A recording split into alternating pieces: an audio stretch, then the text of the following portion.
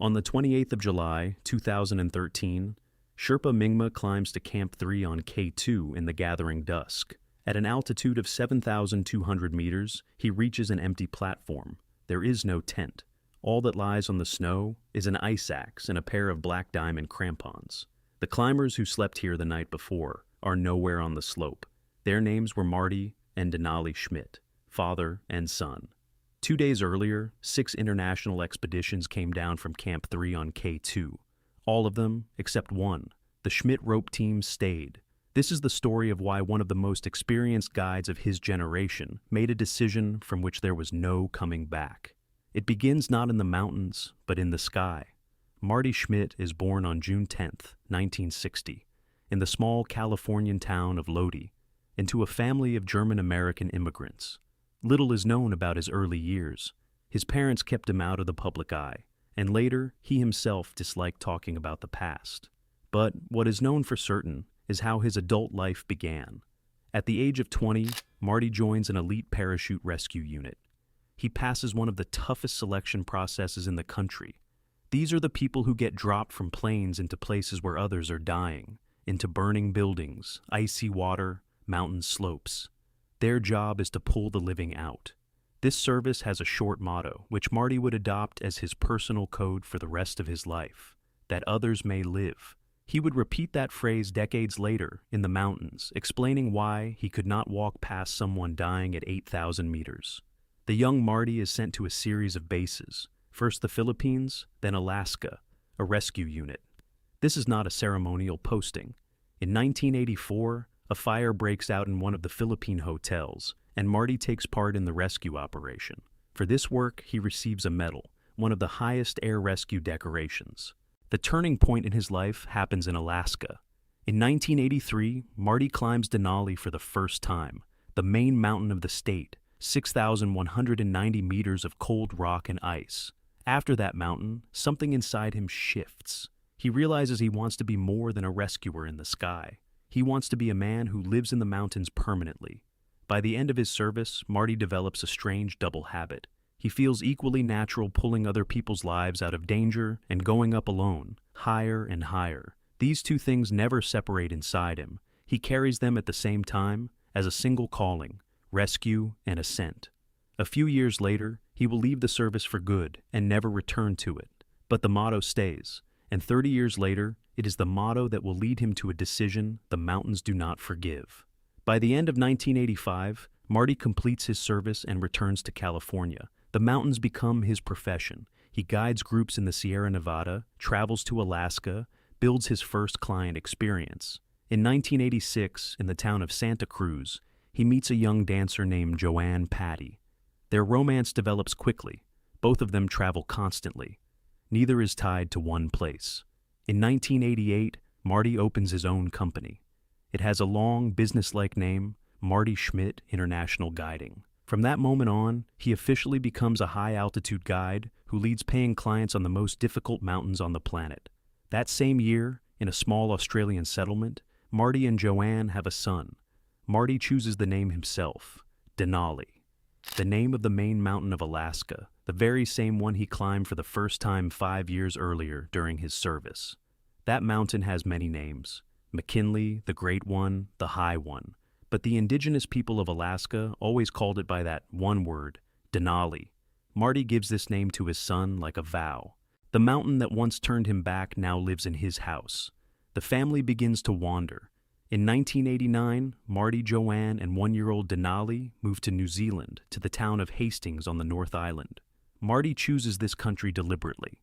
Some of the best mountain guides in the world work here.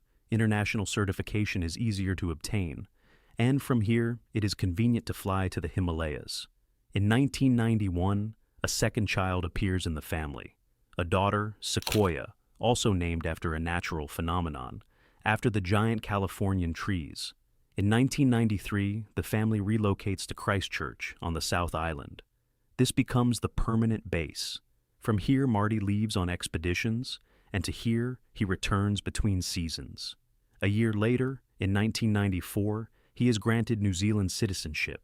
So, at the meeting point of two worlds, American by birth and New Zealand by choice, there emerges a figure who, 20 years later, will become one of the most recognizable high-altitude guides of the Southern Hemisphere. He has a wife, 2 children, his own company, 2 passports, and 1 mountain that he named after his son. But on the horizon, another mountain is already waiting, the one that will keep calling him for the rest of his life. The Karakoram, on the border of Pakistan and China. The name of the mountain is short and engineer dry, K2, 8,611 meters, the second highest summit on the planet after Everest, but the first in difficult and in mortality. For every 4 successful ascents here, 1 climber dies. That ratio has not changed in decades. In 1992, Marty approaches K2 for the first time. He is part of a team led by the legendary New Zealander Rob Hall, the same man who, 4 years later, would die on Everest and become the central figure of the book Into Thin Air. The team is strong, the experience among them enormous, but K2 will not let them through. The summit is not reached. Marty returns to New Zealand with the heavy feeling of unfinished business. After this first failure, he formulates his personal rule: no oxygen, no Sherpas above base camp. This is his code as a high-altitude climber. Most guides go to the 8,000ers with bottles and porters.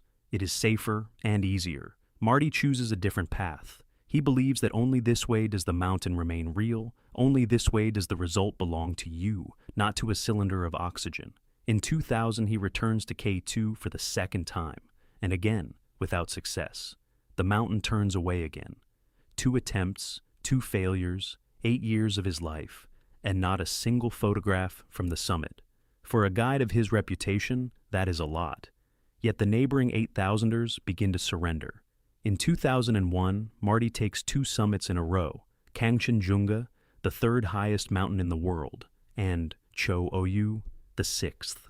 After that, a string of successes follows. He becomes one of the very few New Zealanders who have climbed 5 8,000ers without oxygen. His name starts to become known across the Himalayas, the Sherpas address him with respect, and clients line up for him. But K2 remains. Each year it stands on the horizon of his plans like an unpaid debt. In one of his later interviews, Marty would say a short sentence that explains everything. "I've been to K2 twice and both times failed to reach the summit. The mountain keeps calling me." By the early 2010s, Marty Schmidt is just past 50. His own company, the reputation of one of the toughest high-altitude guides of the Southern Hemisphere, 2 summits taken without oxygen, Kangchenjunga and Cho Oyu. But there is an empty space in his record, and that space has the shape of K2. A few years later, he would bring with him the one person for whose sake he was willing to make a 3rd attempt. Before taking his son with him, Marty puts together the most radical season of his career. It is the year 2010, and he decides to prove to himself, to the Sherpas, to the entire climbing world, that his style works. First, the Karakoram. One after another, Marty takes 2 8,000ers standing side by side, Gasherbrum 1 and Gasherbrum 2, 8,080 and 8,035 meters. Without oxygen, without support above base camp. That alone would be enough of a season for anyone. But Marty does not stop there. Next he flies to Nepal, to the foot of the 5th highest peak on the planet, Makalu, 8,485 meters. A mountain with the reputation of being one of the most technically difficult in the Himalayas. Sharp ridges, avalanche-prone slopes, narrow corridors between gray rock. Experienced teams of 6 to 8 people come here, with Sherpas, with oxygen, with fixed ropes.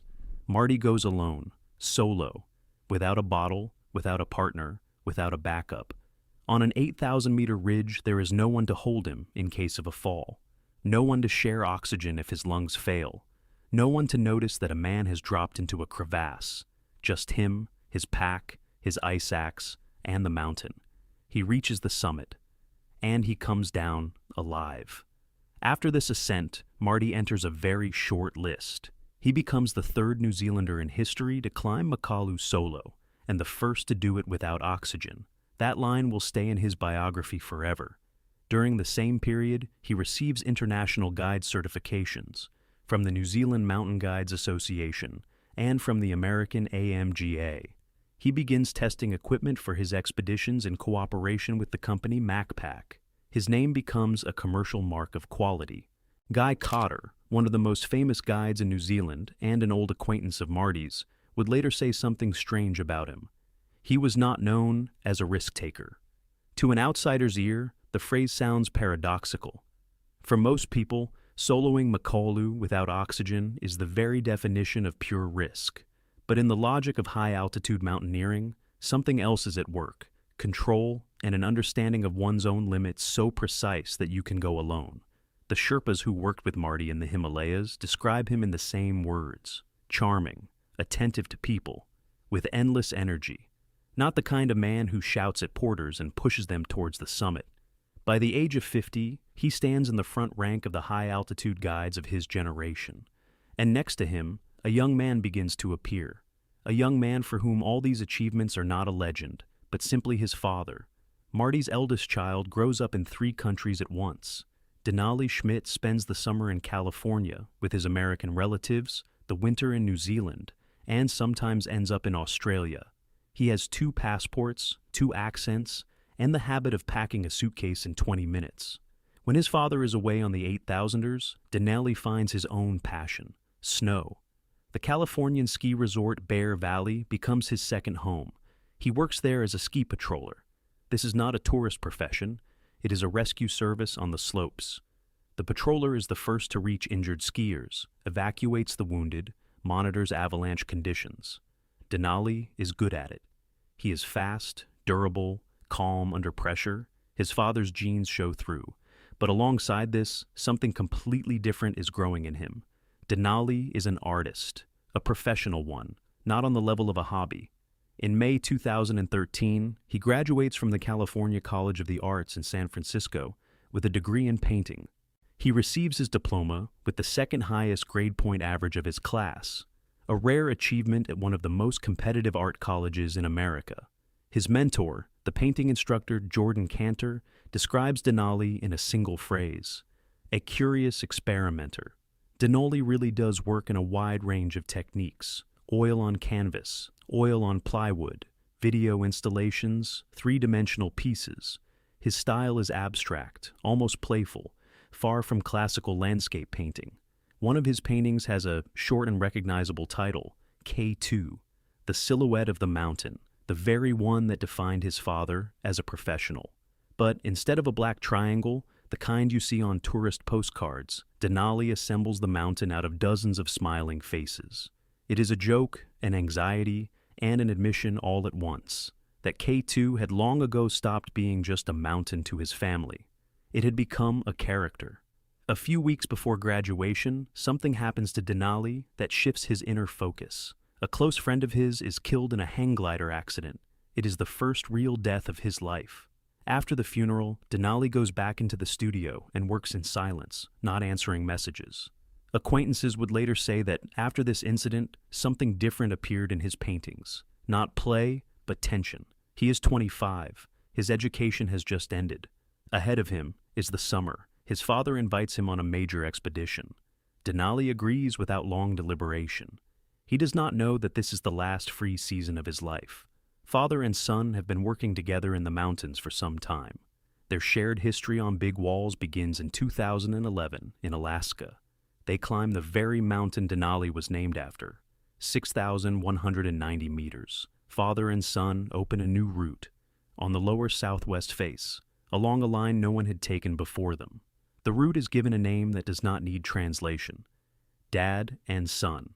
This line is published in the American Alpine Journal, the leading professional periodical in the world. For Marty, it is the first officially recorded new route climbed with his son. For Denali, it is a serious statement of his standing as a technical climber. In the same season, the two of them ascend the neighboring Mount Foraker and shoot a joint film about their expedition. In 2012, Denali returns to Alaska once more and climbs his namesake again. He is training his altitude habit, his body, his lungs, his head. His father watches this and makes a decision. He takes his son on a major expedition. In 2013, the two of them put together a plan that strikes many in the climbing community as excessive: 5 8,000ers in a single summer. Everest, Broad Peak, K2, Manaslu, Lhotse. Any one of these mountains is a separate expedition with its own season. Recovery between 8,000ers normally takes weeks. Marty and Denali do not have weeks. They have 3 months and a shared motivation. In one of his final interviews before going on K2, Marty says a sentence that would be quoted in every obituary. Few fathers get to spend this much time with their grown son. For him, the trip with Denali is not really an expedition at all, but a compensation for all those years he had spent away on the 8,000ers, leaving his family in Christchurch. A rare chance to be near him, not at a dinner table, but on a rope. On the 18th of May, 2013, Marty climbs Everest. For him, this is already the second ascent of that summit, alone. Denali at this moment is still in California, finishing his thesis. The first item on the plan is complete. Next comes the meeting in Pakistan and a joint departure into the Karakoram. At the airport in Islamabad, they meet like ordinary tourists. Backpack weights, baggage tags, queues. Nothing about the scene gives away that in the next 2 months they will climb 2 summits as a rope team, one as a triumph, the other as a point after which everything would end. The 2013 season in the Karakoram is going hard. On the 7th of July, on Gasherbrum 1, the well-known Polish climber Artur Heiser falls, one of the finest technical climbers in Europe. A few days later, 3 Iranians go missing on Broad Peak. They have just completed a first ascent of a new route on that mountain, an outstanding achievement, and have not been able to come down. By mid-July, many teams pack up their expeditions and head home early. The season in the region is almost paralyzed. Marty, Denali, and the third member of their rope team set out for Broad Peak, an 8,000er of 8,051 meters, considered one of the more accessible peaks in the Karakoram. The third man on their team is the Australian climber Chris Warner. He and Marty have known each other since 2004. They met on Cho Oyu in the Himalayas. Warner is an experienced high-altitude climber, calm, methodical. Almost a decade of friendship and mutual trust connects him to Marty. On the 18th of July, 2013, all 3 stand on the main summit of Broad Peak. The photograph taken there will become a piece of mountaineering history. Not because Broad Peak is an especially difficult mountain, but because this is the first father and son rope team in history to reach that summit. At that moment, Denali becomes the youngest New Zealander to have stood on Broad Peak. Marty becomes one of the oldest.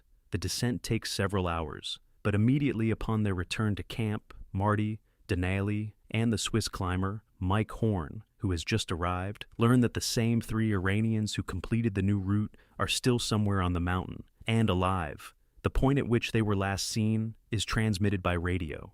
Without long discussion, all 3 of them pack their packs and go back up. A pure rescue operation. At 8,000 meters after an ascent already accomplished at the absolute edge of strength. The Iranians cannot be found. All 3 of them die somewhere higher up. The exact place of their deaths is still unknown today. The Schmidts return to base camp exhausted, but alive. A few days later, they begin packing for the next objective, K2. The K2 base camp in July 2013 is a small, multilingual city on the glacier. Tents are pitched by teams from Japan, Switzerland, Argentina, Britain, Canada, and Spain. Several dozen climbers from different countries, plus Sherpas, porters, cooks, radio operators. All of them are preparing for the same thing, an attempt at the summit in the second half of July, when the only window of stable weather of the year usually opens. The route everyone chooses is the same one, the classic. The southeast ridge, known as the Abruzzi Spur. This line was first climbed by the Italians in 1954. It is long, dangerous because of Serac falls and changes in slope angle, but the most logical for commercial expeditions. Most teams go in the standard way. Assault camps, fixed ropes between them, oxygen bottles, Sherpas breaking the trail. The Schmidts do not go that way. They choose a fundamentally different format. Their rope team is made up of 3 people, Marty, Denali, and Chris Warner. No Sherpas above base camp, no oxygen, no fixed ropes laid in advance by other teams. They carry 100 meters of rope per person. That is, their entire safety system on their backs. Their food supply is calculated for 4 days. This is alpine style in the strictest sense. A small autonomous group, the minimum of equipment, the maximum of speed. This is how Reinhold Messner and Jerzy Kukuczka climbed in the 1980s. This is how elite European climbers still operate on difficult faces. But K2 in 2013 is no longer that mountain. Most teams here go by the commercial scheme, and Marty openly criticizes this. He says that dependence on infrastructure strips the mountain of meaning, that a real ascent is one in which you carry everything yourself. This stance irritates the other guides. Tension grows between the tents. The Schmidts do not fit into the common rhythm of the camp, do not join in the collective decisions, follow their own schedule. Adrian Hayes, another climber who is in base camp at this moment, would later remember, Marty did not turn his style into a performance, but he did not yield on anything either. On the 24th of July, 2013, around 21 climbers leave base camp at once on a summit attempt. The forecasters have given a window. The summit is possible on the 28th. Everyone is counting on the same date. Everyone, except the Schmidts, is going with Sherpas and oxygen. The Schmidts go separately. They are confident their style works. Up to this moment, it actually has worked. Broad Peak proved it a week earlier, but K2 is a different mountain, and in 3 days all the other teams will make a decision, after which Marty and Denali will be left alone. On the 25th of July, all the teams go higher. By midday, the Schmidts and Warner reach Camp 2, at an altitude of about 6,600 meters. This is the standard stop, a shelf on the slope where you can pitch tents and wait out the night before the next push upwards. The three of them take a free spot, lay out their gear, cook food on the stove. So far, everything is going to plan. By evening, it becomes clear that the plan is falling apart. Higher up, on the way to Camp 3, Sherpas from other expeditions are breaking trail and sinking into fresh snow up to their waists and chests. The fresh layer is up to 1.80 meters deep. You cannot move quickly along this trail, you cannot carry a normal pack, and most importantly, the snow is unstable. One of the Sherpas working above slides 10 meters in a small release. The slide stops by itself, and the Sherpa is unhurt. But it is a signal. Big avalanches start with small ones. By evening, the leaders of all the expeditions gather their people and make the same decision: descend. It is not a panic decision, but a professional one. 6 teams that had been planning to make a summit attempt on the 28th of July turn back down. The neighboring tents come down right in front of the Schmidts' eyes. One after another, the teams pass their tent on the way down. By nightfall, the entire slope above is empty. At Camp 2, only the Schmidt rope team remains: Marty, Denali, and Warner. That night, a conversation takes place between them. The contents of that conversation are known only to Warner, and he would later tell journalists about it. At first, all three are inclined to go up. Marty's logic is simple. The snow is heavy, yes, but in 24 hours it will settle, and the trail the Sherpas were breaking today will be usable. Why descend, only to climb back up again? If they waited out here, they could save a day and meet the summit window fresh. By morning, Warner changes his mind. He looks around, the empty slope, the teams that have gone, the heavy sky, and senses that something is wrong. On the 26th of July, around 9 in the morning, he tells Marty and Denali that he is going down. In his own words, "By morning, I had changed my decision." That is all he would say. Marty and Denali are left alone. At the lower edge of Camp 2, one more climber says goodbye to them. Adrian Hayes, who happens to be passing through with a group. He asks Marty about his plans.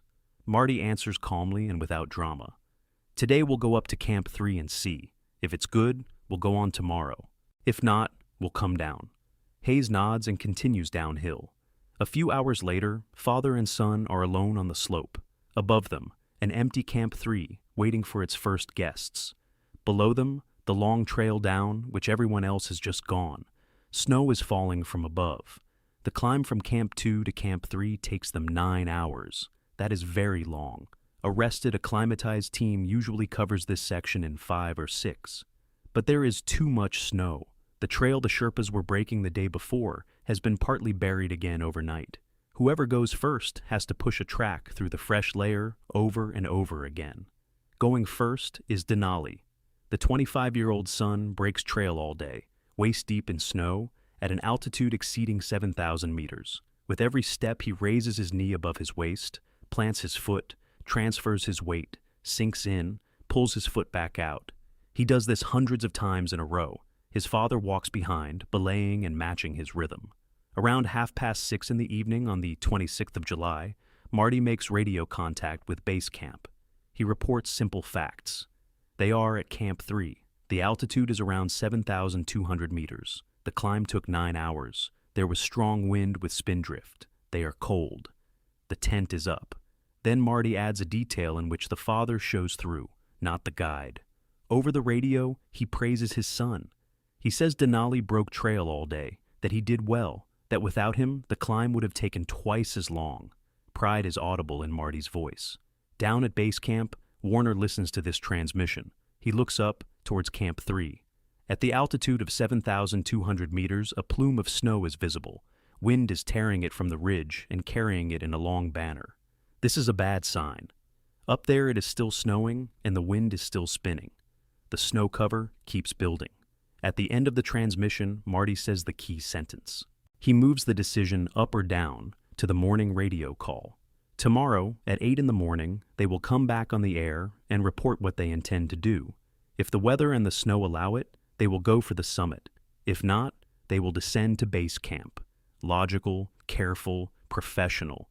This is how an experienced guide speaks when he is keeping the situation in his head. Warner confirms reception. The transmission ends. Camp 3 stays on air as a point of silence. Inside the tent, Marty and Denali are cooking food. They melt snow on the stove. They eat what is left of 2 days' supplies. They take off their down suits to sleep in their bags. They leave the crampons and the ice axe outside, by the entrance of the tent. This is normal practice because sharp metal does not belong inside a tent. By 9 or 10 in the evening, silence falls at Camp 3. The Schmidt's tent is alone on the empty slope. Above it hangs the wall of K2. Below it is Warner, who has gone down. This evening becomes the last one in which anyone outside hears Marty Schmidt's voice. What happens that night, no one sees. But later, from the traces and from the physics of the snow, the picture can be reconstructed almost completely.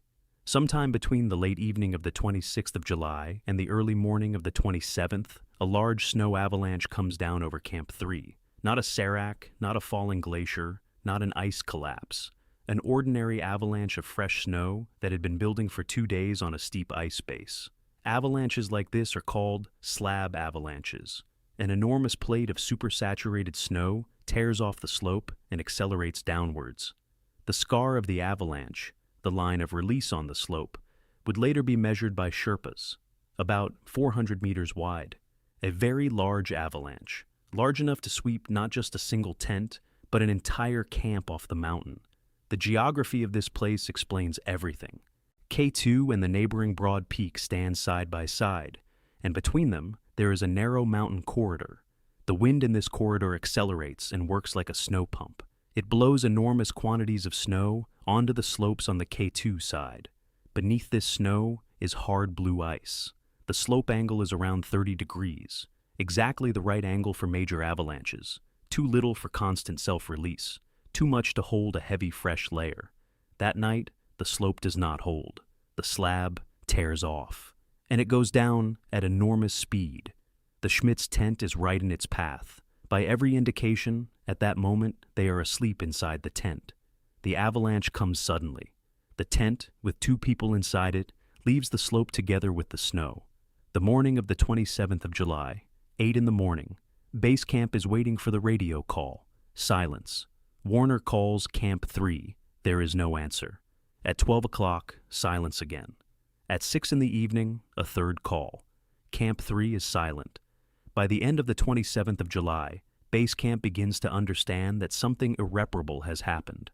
Climbing up to Camp 3 is impossible. The weather will not allow it, and it is not clear where to look. On the 28th of July, Warner persuades a neighboring team to send 2 Sherpas up, Mingma and Norbu. They set off at midday and start climbing through significantly worsened snow. Around 6:30 in the evening, in the gathering dusk, Sherpa Mingma reaches the place where Camp 3 should have stood. By radio, he reports briefly to base camp what he sees. There is no tent, none at all. The platform is empty. On the snow lie 2 items, an ice axe and a pair of black diamond crampons, the very ones that Marty and Denali had left outside before going to sleep. There are no bodies. The tent with 2 people inside it had been swept off the slope along with the snow. Where exactly it was carried, no one knows. Somewhere lower down, beneath a layer of fresh snow, sealed inside the glacier that begins below Camp 3. Mingma takes photographs and descends. He cannot go higher or search. The snow continues to crumble, and a second avalanche could come at any moment. At Camp 3, emptiness remains. Down below, base camp begins to grasp the main thing. They are gone. On the 29th of July, 2013, the news goes out from K2 base camp into the wider world. Adrian Hayes, the same climber who was the last to say goodbye to Marty and Denali at Camp 2, posts a short note on Facebook. He is the first to report it. An avalanche came down above Camp 3. The Schmidt's tent has been swept away. Sherpas went up, but found no bodies and no traces. Within hours, news agencies from Wellington to London are reprinting the post. The Alpine Club of Pakistan issues an official press release. Bureaucratic language, no emotion. 2 citizens, a citizen of the United States and a citizen of New Zealand, are missing in the area of Camp 3 on K2. Search operations have been suspended due to avalanche danger. Bodies have not been recovered. In international registers of climbing fatalities, the Schmidts are recorded as missing without formal confirmation of death. In Christchurch, Marty's daughter, 22-year-old Sequoia, learns of the tragedy on the same day. At first she does not believe it. Then she writes a short message on Twitter, confirming that her father and brother have died on K2. That message becomes the first public confirmation from the family. Thousands of people around the world respond to it. The Canadian company Peak Freaks, for which Marty had worked as a guide back in May on Everest, publishes a detailed statement. Inside the statement is a short professional sentence from the company's head, Becky Ripple, which would later become the key to understanding what happened inside that tent. They would have needed crampons and an ice axe to go anywhere, up or down. This sentence explains everything. Crampons and an ice axe are the equipment without which you cannot take a single step on an ice slope. If both items remained outside the tent, it means both men were inside, asleep. They did not fall during a climb. They did not drop into a crevasse during a descent. An avalanche came down on the tent while both of them were inside. In the climbing communities, including on the largest international forum, UK Sliming, a long discussion unfolds. The thread is given a sharp title. K2, was the risk justified? The community is divided. Some see the Schmidt's decision as a rational professional choice. An experienced guide with 3 decades of experience decided to stay, having calculated that the snow would settle. Others put it more harshly. To stay when 6 other expeditions had gone down is a stubbornness that, in 2013, no longer has any place. Whitney Thurlow, a New Zealand guide from the company Aspiring Guides who had known Marty for a long time, reacts with a short and bitter sentence. He has disappeared before. He'll come back. It is a hope that would not come true. By the end of August, everyone understands. Marty and Denali Schmidt are not coming back. On the 11th of August, in Bear Valley in California, at the very resort where Denali had worked as a ski patroller, the first memorial gathering is held. In December, a second one takes place, at Hagley Park in Christchurch. Friends, clients, Sherpas, former teammates, all come to say goodbye. But this story has no grave on the mountain. The bodies of father and son remain on K2. 2 years after the tragedy, this story acquires an unexpected continuation. In the summer of 2015, the Swiss climber Mike Horn, the same man who, together with the Schmidts, had gone up on Broad Peak to look for the Iranians, posts a video on his Facebook page. The camera moves slowly across the glacier in the area of K2 base camp, and human remains appear in the frame. Horn writes a short caption. This might be Marty and Denali. The video provokes a wave of outrage, and at the same time reopens an old wound. Sequoia Schmidt sees this video. She is 24. She is Marty's daughter and Denali's sister, the same young woman who, in 2013, was the first to confirm on Twitter that her father and brother had died. After that year, she had thrown herself into work. She opened her own small publishing house in Houston and brought out several books. The video from the glacier pulls her back into 2013.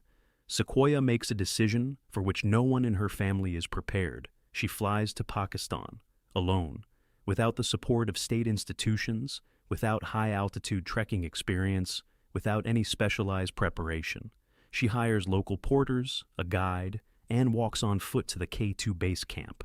That is 9 days one way along the Baltoro Glacier, one of the toughest hiking trails in the world. At base camp, she finds the place Horn had told her about. Together with Sherpas, she gathers the remains lying on the glacier. She organizes their burial near the Gilkey Memorial, a stone cairn on the moraine close to K2 base camp, where the climbing community lays to rest those whose bodies could not be brought down from the mountain.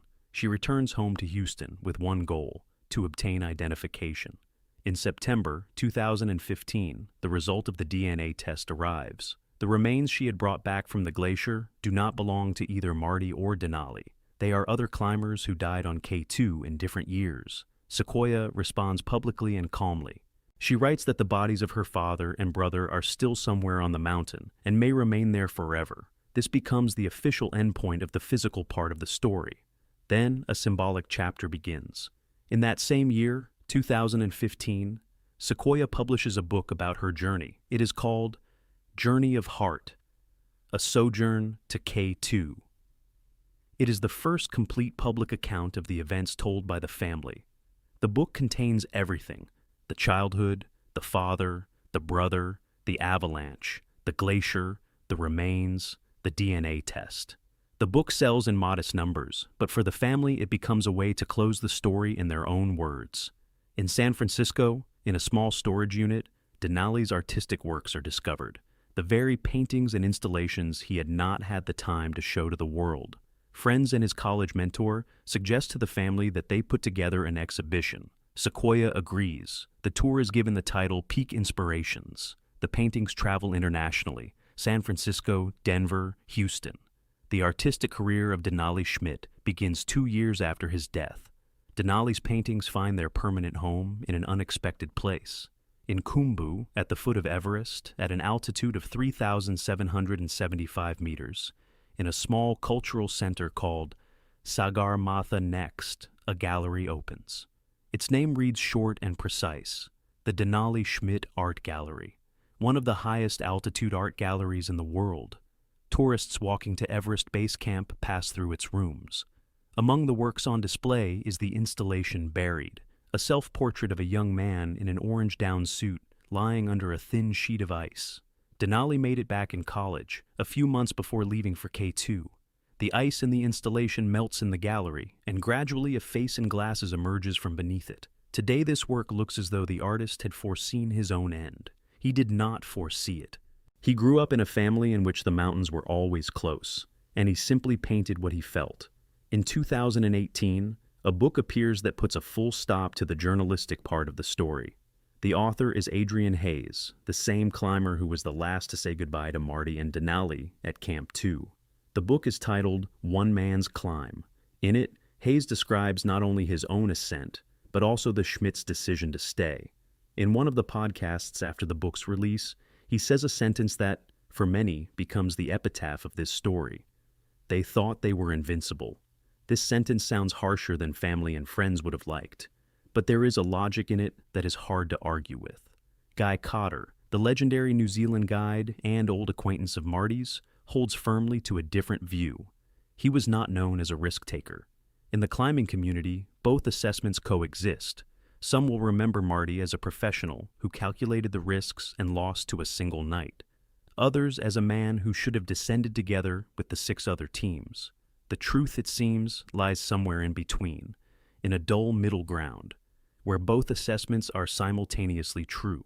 By the age of 53, Marty Schmidt stood in the front rank of the high-altitude guides of his generation. 7 8,000ers, including 2 Everest ascents, a solo climb of Makalu without oxygen, more than 30 years in the mountains. A biography of that kind is not erased by one night at Camp 3 on K2. Once Marty said to his daughter Sequoia, a short sentence that she would later place as a dedication in her book, "We go to the mountains to heal the soul. There, into the mountains he had walked into all his life, is where he went, together with his elder son, on the night of the 26th to the 27th of July, 2013. Somewhere at an altitude of 7,200 meters above K2, 25-year-old Denali Schmidt was the first to break the trail to Camp 3.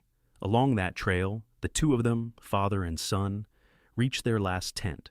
There they remained, in one tent beneath a layer of fresh snow that had come down with them, on the mountain that had called Marty all his life, and in the end kept him for itself.